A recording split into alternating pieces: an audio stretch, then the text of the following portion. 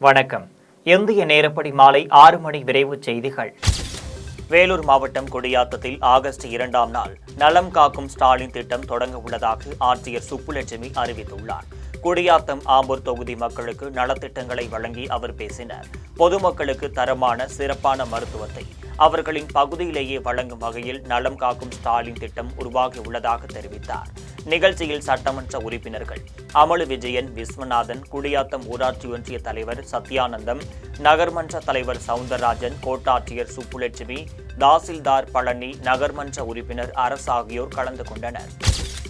சேலம் மாவட்டம் அரசிராமணியில் சட்டவிரோதமாக கொக்கி போட்டு மின்சாரம் திருடி மின் மோட்டாரை கொண்டு தண்ணீர் சுத்திகரிப்பு மூலம் கிராவல் மண்ணை மணலாக மாற்றி விற்பனை செய்யும் இடத்தை விவசாயிகள் முற்றுகையிட்டனர். இதுகுறித்து மின் வாரியம், வருவாய்த்துறை, காவல்துறையினருக்கும் ஆகியவற்றிற்கும் விவசாயிகள் தகவல் தெரிவித்தனர். விரைந்து வந்த மின் வாரிய உதவி பொறியாளர் நடவடிக்கை எடுப்பதாக உறுதியளித்தார். வருவாய் ஆய்வாளரும் கிராம நிர்வாக அலுவலர்களும் அங்கு குவித்து வைத்துள்ள மணலை பார்வையிட்டு உயர் அதிகாரிகளுக்கும் தகவல் தெரிவித்துள்ளனர். தமிழ்நாடு காங்கிரஸ் கமிட்டியின் சொத்து பாதுகாப்பு மற்றும் மீட்பு குழு ஒரே நாளில் அதிரடியாக காங்கிரஸ் அலுவலகத்தை மீட்டுள்ளது.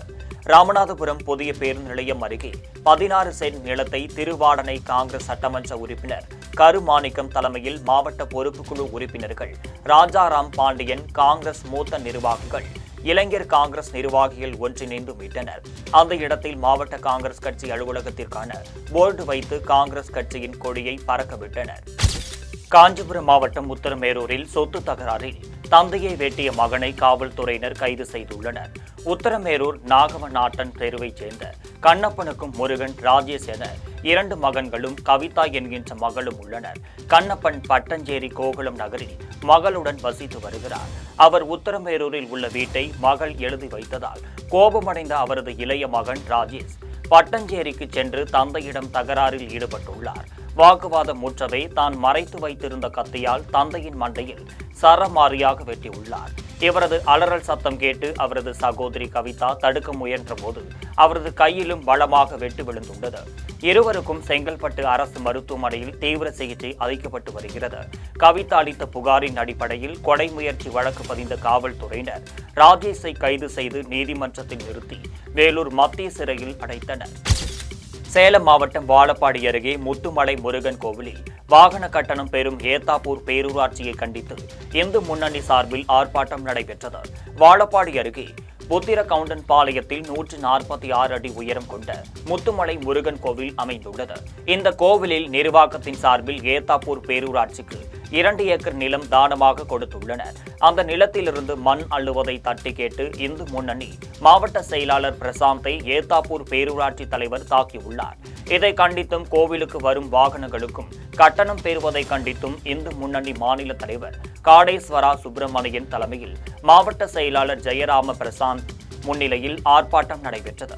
இதில் பாஜக செய்தி தொடர்பாளர் சூர்யா, மாநில துணைத் தலைவர் KP ராமலிங்கம், இந்து முன்னணி மாநில செயலாளர் தாமு வெங்கடேஸ்வரன், கோட்ட தலைவர் சந்தோஷ்குமார், பாஜக மாவட்ட தலைவர் வக்கீல் சண்முகநாதன் ஆகியோர் கலந்து கொண்டனர். ஏத்தாப்பூர் பேரூராட்சியில் ஒரு பிரசித்தி பெற்ற முருகன் கோயில் இருக்கின்றது. பத்தமலை முருகன் அப்படின்னு தமிழ்நாட்டில் முத்துமலை முருகன் கோயில், தமிழ்நாட்டிலே உயரமான முருகன் கோயில். லட்சக்கணக்கான பக்தர்கள் இங்கே வழிபட்டு கொண்டிருக்கின்றார்கள். அந்த கோயில் நிர்வாகமானது எந்த விதமான கட்டணம் இல்லாமல் ஏற்பாடு பண்ணியிருக்காங்க. ஆனால் இங்கே இருக்கக்கூடிய பேரூராட்சி சுற்றுலாத்தலம் அப்படிங்கிற பேரில் வர்ற பக்தர்களெல்லாம் அடாவடித்தனமாக வசூல் பண்ணுகின்றார்கள். அதை கண்டித்து இந்த பேரூராட்சியை கண்டித்து இன்றைக்கு ஒரு மிகப்பெரிய ஆர்ப்பாட்டம் நடைபெற்றிருக்கின்றது. இந்த பேரூராட்சியானது உடனடியாக அதை நிறுத்த வேண்டும். கோவை மாவட்டம் வால்பாறை அருகே 2 கொம்பன் யானைகள் சண்டை பயிற்சியில் ஈடுபட்ட காட்சி இணையத்தில் வைரலாகி பரவி வருகிறது. வால்பாறை அருகே உள்ள ஈட்டியாறு பகுதியில் 2 கொம்பன் காட்டு யானைகள் திடீரென சண்டை பயிற்சியில் ஈடுபட்டனர். இந்த காட்சியை அப்பகுதி பொதுமக்கள் படம் பிடித்து மகிழ்ச்சி அடைந்துள்ளனர். யானைகள் சண்டை பயிற்சி செய்த காட்சி இணையதளத்தில் வைரலாகி வருகிறது. புதுக்கோட்டை மாவட்டம் கந்தர்வக்கோட்டையில் புகார் மீது நடவடிக்கை எடுக்காததால் காவல் நிலையம் முன்பு ஒருவர் வாழை இலை போட்டு குடும்பத்தினருடன் உணவு உண்டது பரபரப்பை ஏற்படுத்தியுள்ளது. கந்தர்வக்கோட்டை வட்டம் அக்கச்சிப்பட்டியைச் சேர்ந்த முருகானந்தம் என்பவர் தனது கடையில் நிகழ்ந்த திருட்டு தொடர்பாக கந்தர்வக்கோட்டை காவல் நிலையத்தில் புகார் அளித்துள்ளார். இந்த புகார் மீது நடவடிக்கை எடுக்காததை கண்டித்து முருகானந்தம் தனது குடும்பத்தினருடன் காவல் நிலைய வாசலில் வாழை இலை போட்டு உணவை சாப்பிட்டுள்ளார். காரைக்கால் புனித சூசையப்பர் சிற்சாலை ஆண்டு திருவிழா கொடியேற்றத்துடன் தொடங்கியது. புனித கொடி பங்கு தந்தை பால்ராஜ் குமாரால் மந்திரிக்கப்பட்டு தேவ மன்றாடுடன் கொடியேற்ற விழா தொடங்கியது. கொடியேற்றத்தில் பங்கு தந்தையர்கள், அருட்சகோதரர்கள், இறை மக்கள், ஊர் மக்கள் பலர் கலந்து கொண்டனர். மயிலாடுதுறை அருகே பாண்டூர் கொளத்தூர் திரௌபதி அம்மன் கோவிலில் ஆடிப்பூர விழா கோலாகலமாக கொண்டாடப்பட்டது. மூலவருக்கும் உற்சவருக்கும் பல வண்ணங்களில் ஆயிரக்கணக்கான கண்ணாடி வளையல்களால் அலங்காரம் செய்யப்பட்டு மகா தீபார்த்தனை காண்பிக்கப்பட்டது. இதில் ஏராளமான பெண்கள் கலந்து கொண்டு மாவிளக்கு தீபமிட்டு சீர்வரிசை எடுத்து வந்து அம்மனுக்கு படைத்து வழிபாடு மேற்கொண்டனர். அம்மனுக்கு சாற்றிய வளையல்கள், மஞ்சள், குங்குமம், பிரசாதங்கள் பக்தர்களுக்கு வழங்கப்பட்டன. அதன் பின் அன்னதானம் வழங்கப்பட்டது. மயிலாடுதுறை மணல்மேடு அருகே ராஜபத்ரகாளி அம்மன் கோவிலில் ஆடி திருவிழாவில் 3 அடி நீளமுள்ள 3 அரிவாள்களில் ஏறி நின்று கோவில் பூசாரி அருள்வாக்கு கூறினர். மணல்மேடு அருகே கீழாய் ராஜபத்ரகாளி அம்மன் கோவிலில் ஆடி திருவிழாவையொட்டி அம்மனுக்கு சிறப்பு அபிஷேகம், அலங்காரம் செய்யப்பட்டு மகா தீபார்த்தனை காண்பிக்கப்பட்டது. கோவில் பூசாரி வினோத் ராஜா 3 அடி நீளம் உள்ள 3 அரிவாள்களில் சுருட்டு புகைத்தவாறு ஏறி நின்று ஆக்ரோஷமாக நடனமாடியது பக்தர்களை பக்தி பரவசத்தில் மூழ்கடித்தது. இதை கண்டு பக்தர்கள் பலரும் அருள் வந்து ஆடினர். தொடர்ந்து கோவில் பூசாரி பக்தர்களுக்கு அருள்வாக்கு கூறினர். முன்னதாக ஆட்டுக்கடா வெட்டப்பட்டு கரிசோறு சமைத்து பக்தர்கள் அனைவருக்கும் பரிமாறப்பட்டது. சிவகங்கை மாவட்டம் தேவக்கோட்டை அம்மன் கோவிலில் பில்லி பொங்கல் சிறப்பாக நடைபெற்றது. பில்லி பொங்கலையொட்டி அம்மனுக்கு சிறப்பு அபிஷேகமும் அலங்காரமும் செய்யப்பட்டன. அதன் பின் சிறப்பு பூஜைகளும் தீபார்த்தனையும் நடைபெற்றது. அதனைத் தொடர்ந்து முதலில் கோவில் பானைக்கு பொங்கல் வைக்கப்பட்டது. பின்னர் 1000க்கும் மேற்பட்ட பெண்கள் பொங்கல் வைத்தனர். பொங்கல் விழாவில் ஏராளமான பக்தர்கள் கலந்து கொண்டு மாவிளக்கு எடுத்து வழிபட்டனர். புதுச்சேரி ஜீவானந்தபுரத்தில் கோரிமேடு பழைய வாய்க்காலில் 46 லட்சம் ரூபாய் செலவில் பாலம் கட்டும் பணியை சட்டமன்ற உறுப்பினர் வைத்தியநாதன் தொடங்கி வைத்தார்.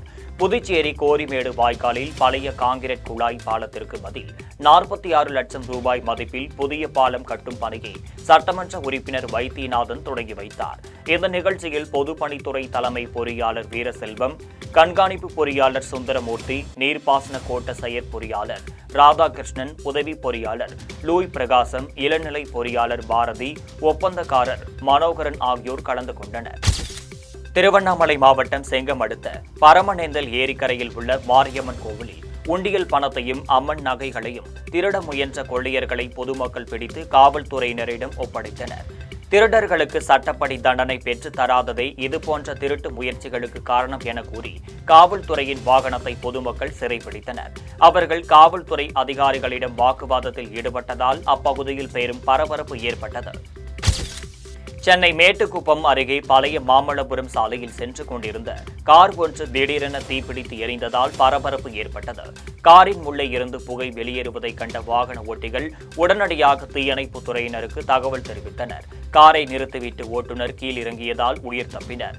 விரைந்து வந்த தீயணைப்பு வீரர்கள் உடனடியாக தீயை கட்டுப்படுத்தும் முயற்சியில் ஈடுபட்டனர். தீ வேகமாக பரவியதால் கார் முற்றிலும் எரிந்து சேதமானது. பரபரப்பான சாலையில் கார் தீப்பிடித்ததால் அப்பகுதியில் சிறிது நேரம் போக்குவரத்து நெரிசல் பாதிக்கப்பட்டது. கோவை மாவட்டம் வால்பாறை அருகே டிப்பர் லாரி தலைக்குப்புற கவிழ்ந்ததில் ஓட்டுநர் அதிர்ஷ்டவசமாக உயிர் தப்பியுள்ளார். பொள்ளாச்சியிலிருந்து எம்சாண்ட் ஏற்றிய டிப்பர் லாரி வால்பாறைக்கு சென்று கொண்டிருந்தது. கவர்கள் அருகே உள்ள 34வது கொண்டை ஊசி வளைவில் செல்லும் போது ஓட்டுநரின் கட்டுப்பாட்டை இழந்த லாரி தலைக்குப்புற கவிழ்ந்தது. இந்த விபத்தில் டிப்பர் லாரி ஓட்டுநர் பிரேம்குமார் அதிர்ஷ்டவசமாக உயிர் தப்பினர். விபத்து குறித்து காவல்துறையினர் விசாரணை நடத்தி வருகின்றனர். தமிழக ஆளுநரிடம் விருது பெற்ற வால்பாறை மருத்துவருக்கு தைப்பூச விழா குழுவினர் வாழ்த்து தெரிவித்துள்ளனர். நீண்ட காலமாக சிறப்பான முறையில் மருத்துவ சேவை புரிந்து மக்களிடம் நன்மதிப்பை பெற்ற மருத்துவர் முனுசாமியின் சேவையை பாராட்டி அண்மையில் தமிழக ஆளுநர் விருது வழங்கி சிறப்பித்தார். இந்த நிலையில் வால்பாறை முருகன் கோவிலில் தைப்பூச விழா குழு சார்பில் மருத்துவர் முனுசாமிக்கு சால்வை அணித்து வாழ்த்து தெரிவித்தனர். விழுப்புரம் மாவட்டம் துறிஞ்சிப்பூண்டி மாரியம்மன் கோவிலில் விவசாயம் செழிக்க வேண்டியும் மாரியம்மனுக்கு வளைகாப்பு திருவிளக்கு பூஜையும் நடைபெற்றது. மேல்மலையனூர் வட்டம் துறிஞ்சிப்பூண்டி மாரியம்மன் கோவிலில் உலக நன்மை கருதியும் விவசாயம் செழிக்கவும் குடும்ப வளர்ச்சி அடையவும் வேண்டி அம்மனுக்கு வளைகாப்பு திருவிளக்கு பூஜை செய்தனர். பெண்கள் மந்திரங்களை கூறி அம்மனை நினைத்து திருவிளக்கு மஞ்சள், குங்குமம், பூ ஆகியவற்றை கொண்டு பூஜை செய்தனர். சேலம் மாவட்டம் வாழப்பாடியில் சக்தி முத்து மாரியம்மனுக்கு வளைகாப்பு நடைபெற்றது. அம்மனுக்கு பால், தயிர், இளநீர், சந்தனம் ஆகியவற்றால் அபிஷேகம் செய்து 1000க்கும் மேற்பட்ட வளையல்களால் அலங்கரிக்கப்பட்டது. பெண்கள் அம்மனுக்கு வளையல் பூட்டி நலங்கு வைத்தனர். திருமணம் ஆகாத பெண்கள் திருமண தடை நீங்கவும், குழந்தை இல்லாத பெண்கள் குழந்தை வரம் வேண்டியும் வழிபட்டனர். காரைக்காலை அடுத்த திருமலை ராயன்பட்டினம் நடன காளியம்மன் ஆலயத்தில் குழந்தை வரம் வேண்டுவோருக்கு வளைகாப்பு செய்து முளைக்கட்டிய பயறு வழங்கும் நிகழ்ச்சியில் ஏராளமான பெண்கள் கலந்து கொண்டனர். குழந்தை வரம் வேண்டி வரும் பெண்களை அமர்த்தி அவர்களுக்கு சந்தனம் பூசி நலங்கு வைத்து கைகளில் வேப்பம் குச்சியால் வளையல் அணிவித்தனர். பின்னர் அம்மனுக்கு சாற்றப்பட்ட வளையல்கள் அவர்களுக்கு அணிவிக்கப்பட்டனர்.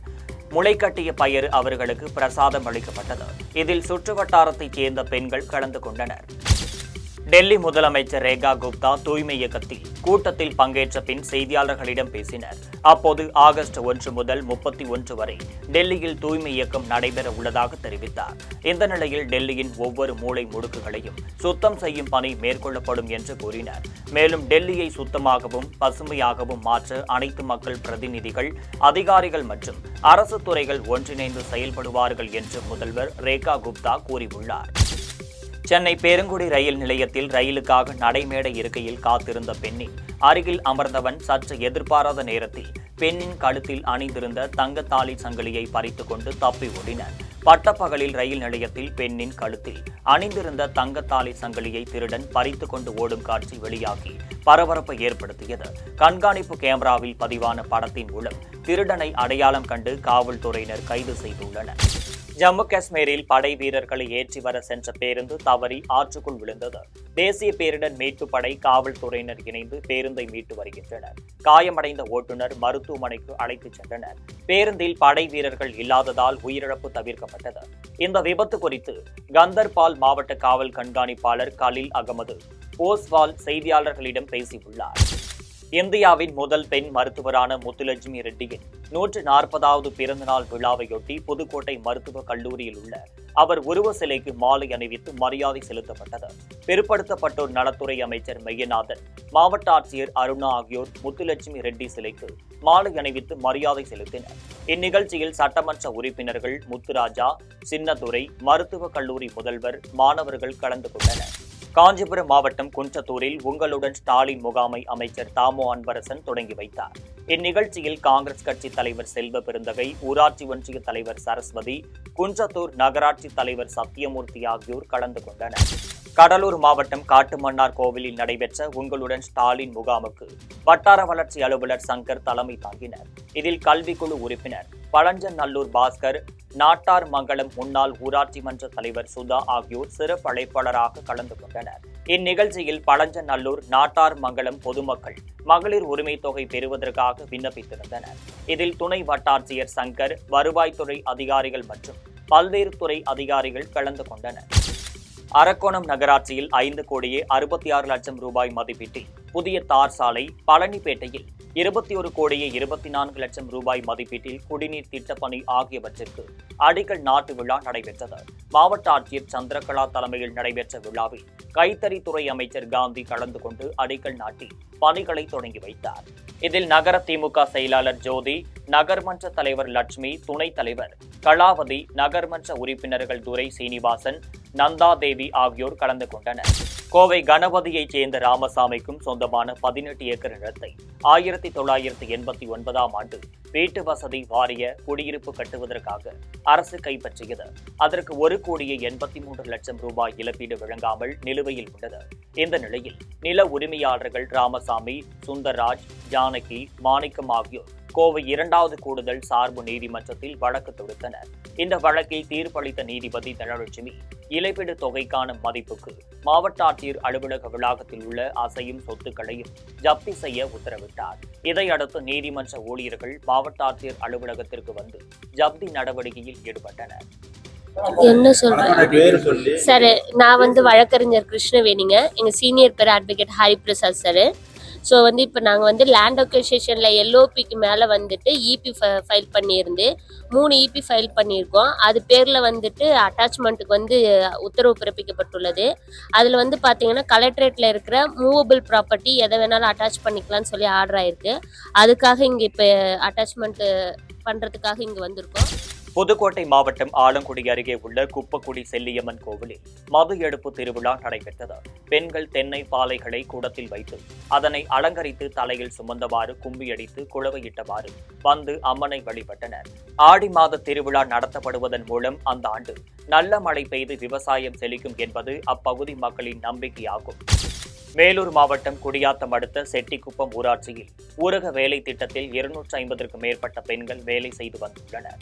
இந்த நிலையில் பல மாதங்களாக பணிகள் நடைபெறாமல் உள்ளதால் வேலைவாய்ப்பு இல்லாமல் இருக்கும் பெண்கள் வேலை வழங்க வேண்டும் என்று வலியுறுத்தி குடியாத்தம் ஊராட்சி ஒன்றிய அலுவலகத்தை முற்றுகையிட்டனர்.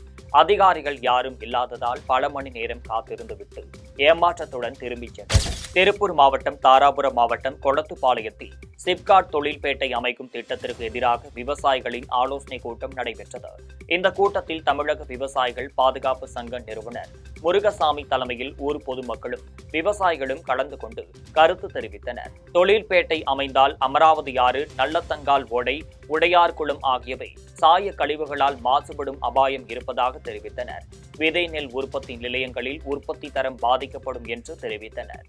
அதை ஆக்கப்பூர்வமான திட்டங்களை அங்கு கொண்டு வர வேண்டுமென கொளத்துப்பாளையம் பேரூராட்சியை சேர்ந்த அனைத்து கட்சிகளும் அமைப்புகளும் கோரிக்கை வைத்துக் கொண்டிருக்கும் போது, ஏற்கனவே திண்டுக்கல் மாவட்டம் கள்ளிமந்தயத்தில் விவசாய பகுதியில் சிப்காட் வேண்டாம் என எதிர்த்து போராடி அரசே திரும்ப பெற்றிருக்கும் போது, அன்னூர் பகுதியில் இதே போன்ற சிப்காட் திட்டத்தை கொண்டு வந்த போது பொதுமக்களும் விவசாயிகளும் இணைந்து போராடி அந்த திட்டத்தை மீண்டும் தமிழ் அரசை நாங்கள் செயல்படுத்த மாட்டோம் என அரசாணை பிறப்பித்திருக்கிற சூழ்நிலையில தமிழ்நாடு அரசுடைய சிப்காட் நிறுவனம் இந்த இடத்தை நாங்கள் எடுத்திருக்கிறோம், தமிழ்நாடு அரசு எங்களுக்கு ஒப்படைப்பு செய்திருக்கிறது என்ற அறிவிப்பு பலகையை வைத்தது இந்த பகுதியில் இருக்கக்கூடிய அனைத்து மக்களிடையே மிகப்பெரிய அதிர்ச்சி ஏற்படுத்தி இருக்கிறது. தேனி மாவட்டம் பங்களாமேட்டில் தமிழ்நாடு சாலை பணியாளர்கள் சங்கம் சார்பில் முழக்க போராட்டம் நடைபெற்றது. மாநில நெடுஞ்சாலைத்துறை கோட்ட பொறியாளர் அலுவலகம் முன்பு 5 கோரிக்கைகளை வலியுறுத்தி கையில் தீப்பந்தம் ஏந்தி போராட்டத்தில் ஈடுபட்டனர். நெடுஞ்சாலைத்துறையில் காலி பணியிடங்களை நிரப்ப வேண்டும் என்று கூறி முழக்கமிட்டனர். காரைக்கால் மாவட்டம் நெடுங்காடு சட்டமன்ற உறுப்பினர் சந்திர பிரியங்காவின் ரீல்ஸ் வீடியோ சமூக வலைதளங்களில் வைரலாகி வருகிறது. 2 ஆண்டுகளுக்கு முன்பு அம்மன் வேடம் அணிந்தது, தோழியுடன் திருமண நிகழ்ச்சியில் நடனமாடியது உள்ளிட்ட இவரின் பல ரீல்ஸ்கள் நெட்டிசன்கள் கிண்டல் அடித்து வருகின்றனர். மேலும் தமிழ் பட ஹீரோயின்களை மிஞ்சும் அளவிற்கு ரீல்ஸ் விட்டு வருவதாக தெரிவித்தனர். கன்னியாகுமரியில் விவேகானந்தர் நினைவு மண்டபம் கண்ணாடி நடைபாலம் வழியாக திருவள்ளுவர் சிலைக்கு படகில் செல்வதற்கான கட்டணம் செலுத்த டிஜிட்டல் பண பரிவர்த்தனை வசதி அறிமுகம் செய்யப்பட்டது.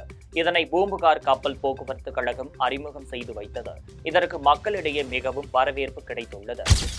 மதுரை நாடாளுமன்ற உறுப்பினர் வெங்கடேசனுக்கு கொலை மிரட்டல் விடுத்தவர்களுக்கு நடிகரும் மாநிலங்களவை உறுப்பினருமான கமல்ஹாசன் கண்டனம் தெரிவித்துள்ளார். பகல்காம் தாக்குதல் தொடர்பான நாடாளுமன்ற விவாதத்தில் மக்களின் மனங்களில் உள்ள கேள்விகளை வெங்கடேசன் எழுப்பினர். கருத்துக்களையும் விமர்சனங்களையும் எதிர்கொள்ள முடியாத ஜனநாயக விரோத சக்திகளை உடனடியாக கைது செய்ய வேண்டும் என்று கமல் வலியுறுத்தியுள்ளார். கடலூர் மாவட்டம் விருத்தாச்சலம் கோட்டாட்சியர் அலுவலகத்தில் சிகரம் மாற்றுத்திறனாளிகள் மாற்றத்திற்கான சங்கம் சார்பில் கோரிக்கை மனு அளிக்கப்பட்டது.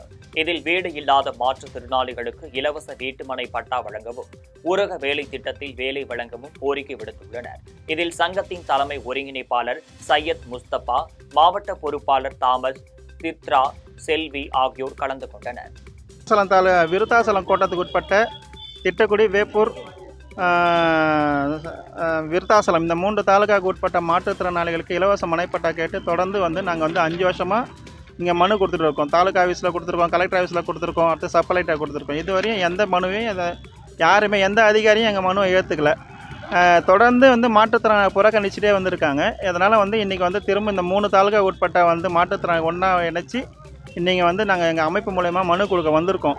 இன்றைக்கி இந்த மனுவை அரசாங்கம் எங்களை ஏற்றுக்கலைன்னா அடுத்தபடியான நடவடிக்கையை நாங்கள் எங்களை அடுத்த எப்படி வருத்திக்கிட்டு அடுத்த மனு கொடுக்கணுமோ அந்த மாதிரி அதை செய்வோன்றதை வந்து இந்த செய்தியின் மூலம் நான் வந்து அரசாங்கத்துக்கு நான் தெரிவிச்சுக்கிறோம். மேலும் வந்து தொடர்ந்து இந்த மாற்றுத்திறனாளிகள் மட்டும் இல்லை, இங்கே இருக்கிற இந்த ரொம்ப முடியாத குழந்தைங்கள்லாம் கூட்டு வந்திருக்காங்க. இவங்களெல்லாம் கூட பார்த்துட்டு வந்து எங்களுக்கு வந்து அதிகாரிகள், உயர் அதிகாரிகள் வந்து எங்கள்கிட்ட இந்த மனு வாங்காமல் அவங்களுக்கு கீழே இருக்க அதிகாரிகள்கிட்ட வந்து கொடுத்து எங்களை மனு வாங்க வச்சுருக்காங்க. இதுவே வந்து எங்களுக்கு மிகப்பெரிய அவமானமான நாங்கள் கருதுகிறோம். சென்னை பல்லாவரம் அடுத்த பம்மலில் ரீகா ஹெர்பல்ஸ் அலுவலகத்தில் புதிதாக தயாரிக்கப்பட்ட டயாபூஸ்டர்கள் என்ற சர்க்கரை நோயை கட்டுப்படுத்தும் கேப்சூல் மாத்திரைகளை அறிமுகப்படுத்தினர். செய்தியாளர்களிடம் பேசிய இதன் நிறுவனர் ஹனிபா, இந்த கேப்சூல்கள் உணவு மூலக்கூறுகளால் தயாரிக்கப்பட்டவை என்றும் எந்த பக்க விளைவும் ஏற்படுத்தாது என்றும் கூறினர். இது சர்க்கரை நோயால் ஏற்படுத்தும் புண்களை விரைவில் குணப்படுத்தும் தன்மை கொண்டது என்றும் அவர் தெரிவித்தார். முதல் இதாக Portugal, Spain, South Africa, public republic of China and kingdom, சைனாவிலேருந்து பல பொருள்கள் வெளிநாட்டுக்கு வர பார்த்துருப்போம். ஆனால் முதல் முறையாக இந்தியாவிலேருந்து ஒரு ஃபுட் சப்ளிமெண்ட் டயாபூஸ்டருங்கிற சர்க்கரை நோய்க்கு இது ஒரு மிகச்சிறந்த உணவாக இருக்குது. சைனாவுக்கு நம்ம தமிழகத்திலிருந்து எங்கும் முன்னோடி எதிலும் முன்னோடிங்கிற அந்த தமிழ்நாட்டிலிருந்து மீண்டும் ஒரு முன்னோடியான ஒரு தயாரிப்பு சைனாவுக்கும் போகுது. அதுக்கடுத்து கிங்டம் ஆஃப் சவுதி அரேபியாவை பொறுத்த வரைக்கும் அவ்வளவு எளிதாக வந்து மற்ற பொருட்களை உள்ளே அனுமதிக்க மாட்டாங்க. ஆனால் இது அவங்களுடைய சோதனையிலையும் மிகப்பெரிய சக்ஸஸ் ஆனதுனால அவங்க எந்தவித கெடுதலும் எந்தவித மக்களுக்கு வந்து அது தீங்கு விளைவிக்காது அப்படிங்கிற ஒரு R&D பண்ணி அவங்களும் சேர்த்து கொடுத்துருக்காங்க. அதுக்கான முதல் அச்சாரமாகத்தான் இந்த 10 கோடி ரூபாய்க்கான அந்த செக்கை வந்திருக்காங்க. இதனுடைய மொத்த வரவு செலவு பார்த்தீங்கன்னா 50 கோடி ரூபாய்க்கான ஆர்டரு, அதனுடைய செக்யூரிட்டி லெட்டரும் கொடுத்துருக்காங்க. கிட்டத்தட்ட தமிழகத்திலிருந்து உலகமெங்கும் நம்ம தமிழக அரசினுடைய அந்த ஒத்துழைப்பும் மத்திய அரசினுடைய வழிகாட்டுதலும் முன்னேற்ற பாதைக்கு, அதாவது இந்தியாவை பொறுத்த வரைக்கும் மிக சரியான பொருளாக இருந்தால் அதை வெளிநாடுகளுக்கு அயலகத்துக்கு அனுப்புவதற்கான மத்திய அரசினுடைய அந்த ஒத்துழைப்பும், தமிழக அரசினுடைய மாண்புமிகு முத்துவேல் கருணாநிதி ஸ்டாலின் அவர்கள் கொடுத்த ஒரு மிகப்பெரிய ஒத்துழைப்பின் காரணமாக இது சாத்தியமானது. இத்துடன் ஜெம் செய்திகள் நிறைவடைகின்றன. மீண்டும் செய்திகள் இன்று இரவு 8:30 மணிக்கு. செய்திகளை உடனுக்குடன் தெரிந்து கொள்ள gemlive.tv என்ற இணையதளத்தில் இணைந்திருங்கள். நன்றி, வணக்கம்.